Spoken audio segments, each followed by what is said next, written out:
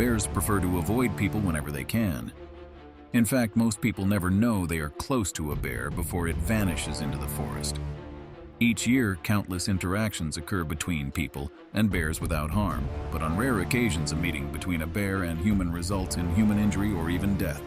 You are on the Wild Assault channel, and in this video you will see 3 ruthless bear attacks. Enjoy the video. Welcome to Wild Assault.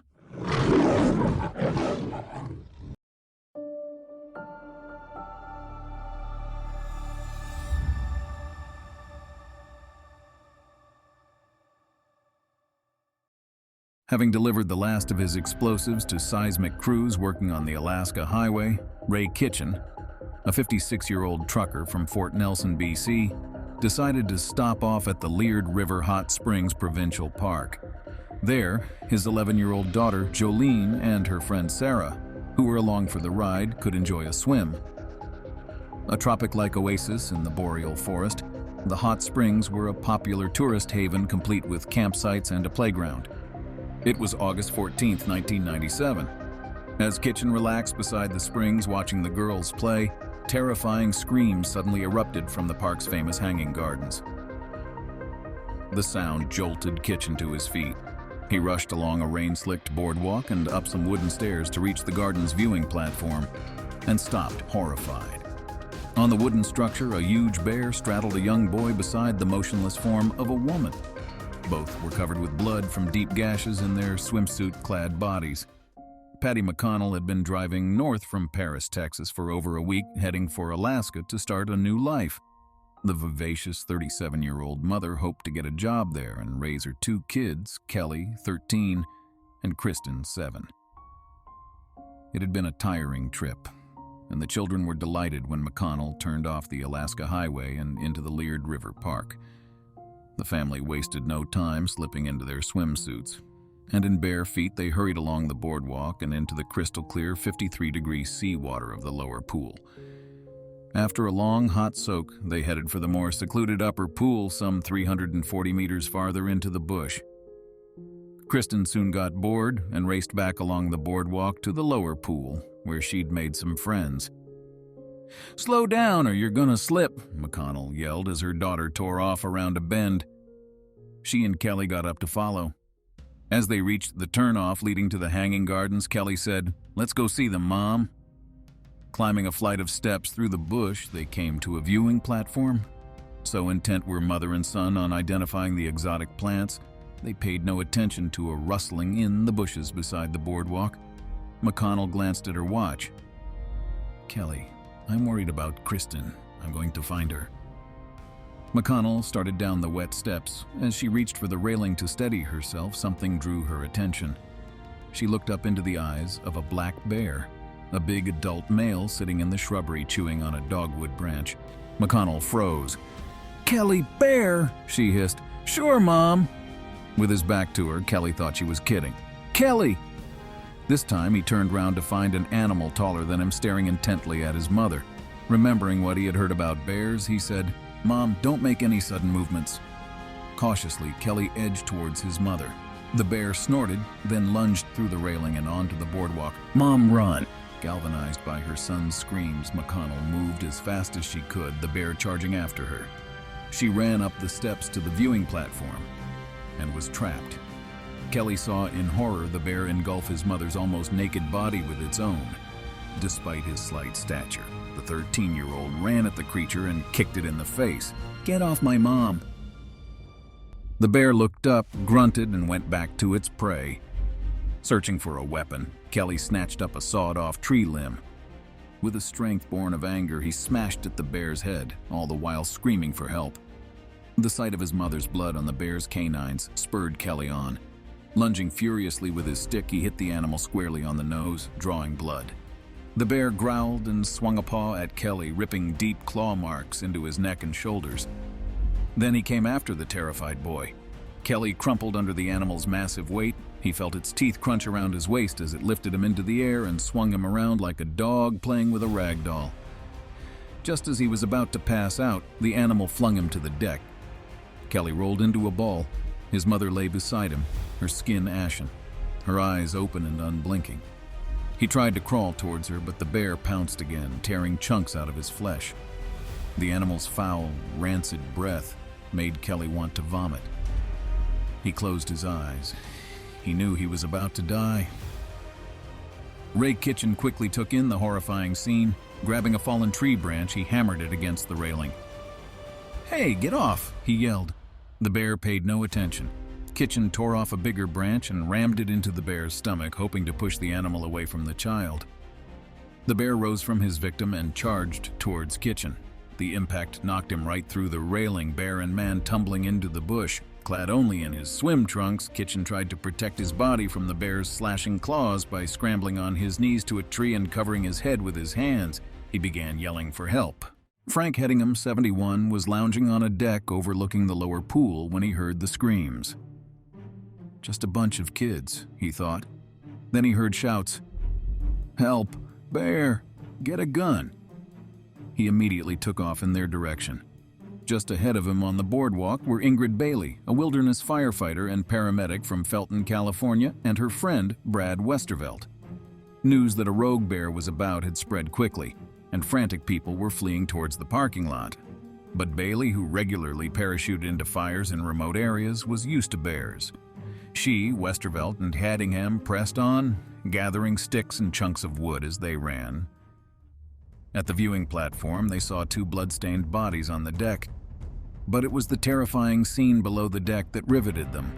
Kitchen, still alive, was struggling weakly.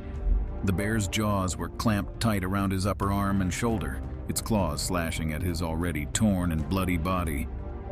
Bailey began hurling her chunks of wood at the bear. "Get off him!" she screamed, stamping her feet and pounding the railing with a stick. She felt no fear, just anger, then helplessness as her efforts did nothing to distract the animal. Headingham and Westervelt, meanwhile, had spotted a long, thick tree trunk. It was heavy and cumbersome, but they levered it over the railing. Using it as a battering ram, all three heaved together, but that too failed to drive the animal off. "We need a gun," Bailey thought desperately. "Where's the park ranger?" As if reading her thoughts, Westervelt dropped his end of the tree. "I'm going to find a ranger," he yelled and raced off. Headingham, with a history of heart attacks, was exhausted but vainly continued to pound away at the bear. Suddenly, the bear shifted its position, clamped its jaws around its victim's neck, and threw him into the air. "No!" Bailey screamed frantically. The bear hesitated and dropped Kitchen to the ground. His face gouged, his windpipe ripped out, his neck almost severed. Kitchen was dead. Bailey turned to the other victims. She knelt beside McConnell and felt for a pulse. She knew the woman was dead, but her training dictated that she try to resuscitate her. She set to work. Just then Kelly moaned and Headingham rushed to his side. Suddenly, the bear's left paw curled over the edge of the deck centimeters from Kelly's feet. Furious, Headingham stood up and delivered a vicious kick with his hiking boots. The animal staggered back, but instead of retreating, it moved down the slope towards the boardwalk where people were still passing. Headingham turned back to the boy who was trying to crawl to his mother. "Help my mom," he pleaded in a whisper. "Don't worry," Headingham said. "We're doing all we can. You mustn't move. Breathe slowly." Headingham, who had first aid training, took a handkerchief from his jacket to mop blood from the worst of the gashes. "What we really need," Bailey said, "are towels to act as compresses and 2 more pairs of hands for CPR." As if in answer, several men bounded up the stairs. One had a towel and new CPR, cardiopulmonary resuscitation. He helped Headingham bind the boy's wounds. Another man assisted Bailey, compressing McConnell's chest while Bailey breathed into her mouth. The bear had gone. But where was the ranger? Bailey wondered. "We must get them to hospital," Headingham said desperately. "I'm going for help." Patty McConnell died that afternoon. But thanks to the courage of Ray Kitchen, Ingrid Bailey, Frank Headingham, and the others, Kelly McConnell and Ari Vandervelden survived. Flown out to a hospital, they both eventually recovered from their terrible wounds. In Fort Nelson on August 22, 1997, more than 500 mourners turned out to honor the bravery of Ray Kitchen. In a letter to Kitchen's wife, U.S. President Bill Clinton wrote, "The heroism and selflessness that your husband displayed coming to the aid of Patty and Kelly McConnell is an example of all that is noble and good in human nature. From Canada, Kitchen received the Star of Courage posthumously in September 1998. Frank Headingham, Kelly McConnell, Ingrid Bailey, and Brad Westervelt were also awarded decorations for bravery.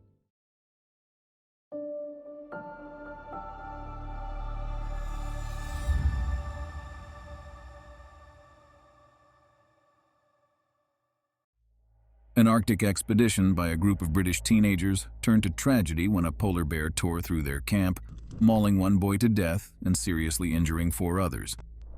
The early morning attack on the remote Norwegian archipelago of Svalbard took place near the Von Postbreen Glacier, a wall of ice on the western side of the main island that is popular with tourists and scientists.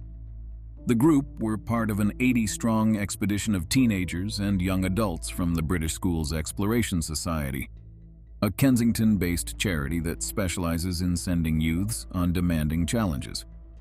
Every year, they organize 5-week trips to Svalbard where teenagers help conduct experiments for scientific researchers. The students are expected to raise their own funds to cover the £3,000 costs, though some grants are issued. Horatio Chappell, a 17-year-old Etonian who planned to study medicine at university, was named as the boy who died in the attack. Those injured were team leaders Michael Reed and Andrew Ruck, both of whom are thought to be in their late 20s, as well as 2 teenagers, 16-year-old Patrick Flinders from Jersey and Scott Bennell Smith. Only 10 days earlier, Marcus Wright, one of the expedition members, had blogged about how excited they were to see 2 polar bears a day after arriving in the nearby town of Longyearbyen. "I think we must have all dreamed of polar bears because the next day we're eagerly waiting for the ice floes to break up so we could move on to base camp," he wrote. There was a pea bear sighting across the fjord about a mile away. We encountered another pea bear floating on the ice. This time we were lucky enough to borrow a kind Norwegian guide's telescope to see it properly. The first account of the attack came from Flinders' father, Terry. The bear got into the tent where Patrick was with 2 friends, and he just for some reason grabbed hold of the other boy and just killed him, he told ITV Channel Television. There were 3 of them in a tent, and I don't really know too much why he chose the other boy. Perhaps he was the closest one. If he looked at Patrick, he was the chubbiest one. He probably had more meat on him, bless him. Patrick, I think, was probably in the middle, because he grabbed hold of his head next and then his arm. And I don't know how Patrick got out, to be honest. Unless it was when the guy came in and shot the bear, and maybe that's how Patrick got away with it, because they actually shot the polar bear. But the young lad was already dead. Flinders said a warning tripwire system used to scare off polar bears by triggering a flare had failed to activate. This time it didn't happen apparently, and one of the other chaps came out with a rifle and tried to kill the polar bear and didn't do it, he said. And then the leader tried to kill the polar bear, but just before he killed him apparently, the bear mauled him and he's really, really bad. Manander, who is now in her 2nd year of a pharmacy degree, continued, "I've never really sat down and thought I'm really lucky to be alive. I suppose I've only ever thought about the other people involved in it." Horatio's family have been concerned about how the trip was organized by the British Schools Exploring Society, BSES, and raised a number of serious criticisms about the manner in which the expedition was conducted. But an inquest into Horatio's death found that he was not the victim of neglect by BSES. The 5-day hearing was told that bits of a tripwire around the camp were missing and it was mended with paper clips. Only 1 rifle dating back to the Second World War was available when staff wanted 2, and the rifle that was to hand had failed to fire 4 times. The inquest further heard that pen flares given to the group were not designed for close range and would have taken too long to assemble. But Wiltshire and Swindon Assistant Coroner Ian Singleton said the tripwire system was proved effective by local authorities after the tragedy. In a narrative verdict, he ruled that Horatio from Bishopstone, Wiltshire, had died before the first attempted shot, so it would not have saved him. He also said that the pen flares could not have helped as they were not designed for close range and would have taken too long to assemble. The inquest heard that the polar bear had rotten teeth that could have caused it pain. Horatio had been asleep in his tent with 2 others as the polar bear entered the camp by knocking over one of the tripwire posts. Mr. Singleton said, Horatio emerged from his tent and was in the act of standing up when the bear reared up and slammed down on him with its paws, pushing Horatio to the ground, where the bear then mauled his head, face, and neck. Maninder said, "I could not say who I thought was to blame. I could not say it was somebody's fault, it was just a freak accident. Throughout the 80-odd years of them doing these trips, it's never happened before, and the chance of it happening again are very slim. Given the situation, everyone did the best they could. They did really well in calling for help. I think the team leader, Mr. Reed, was very brave, especially when he was heavily injured. He still controlled the situation and showed a lot of courage." Meninder's father, Rajinder Singh, told of his sorrow for Horatio's family. "I've put myself in their shoes a few times," he said. "I've often thought, what if the bear had gone to Maninder's tent?"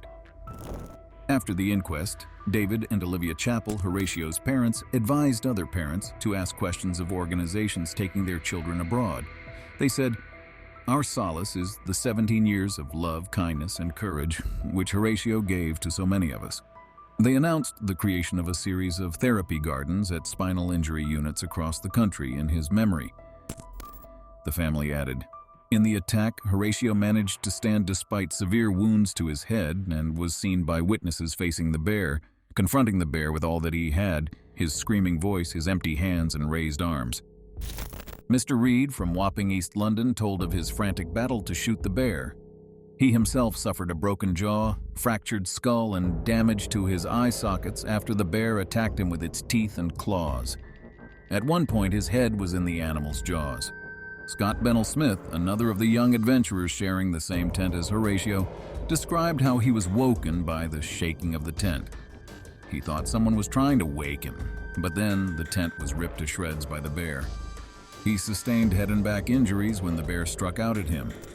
Patrick Flinders, who was also in the tent, said he curled up into a little ball but sustained a skull fracture when the animal swiped at his head. Another adventurer, Matthew Burke, who was in a different tent, said he sat bolt upright when somebody screamed, "Bear! Bear!" He looked out and saw Horatio, dressed only in boxer shorts, being savaged. Burke told the inquest, "The bear reared up and then slammed itself down onto Horatio. It used its paws and slammed down." Survivors of the attack were taken by helicopter to Longyearbyen and later flown to the Norwegian mainland for further treatment. They were described as suffering moderate to severe injuries, including head trauma. We got a call via satellite phone from a British group of campers that there had been a polar bear attack and that one person was dead and that others were injured and they needed assistance, said Liv Asta Odegaard, spokeswoman for the governor of Svalbard. "There are no roads in the area, so we scrambled a helicopter." Although maulings by polar bears are not unusual on Svalbard, fatalities are rare. According to the Svalbard Tourism Board, only 4 people have been killed in polar bear attacks there since 1971. But locals rarely leave settlements without a high-powered rifle, and tourists who choose to camp are expected to be trained in firearms and how to deploy tripwires around their tents, which create a loud noise or flash to keep bears away. It is not known whether tripwires had been placed around the group's camp on Thursday night or if they had worked properly. The charity's expedition blog page was unavailable yesterday afternoon, but cached versions showed that many of the team members had been taught how to use guns and bear traps. Norwegian officials confirmed that the bear had been shot by the campers, but some questioned how the animal had been able to maul so many people before it was subdued. "It's very rare to have a death and so many injured," Ilona Wisniewska from the Svalbard Tourism Board told The Independent. "It's not clear how the bear was able to attack so many people before it was shot. Normally, you would only expect 1 or 2 people injured before the bear is killed."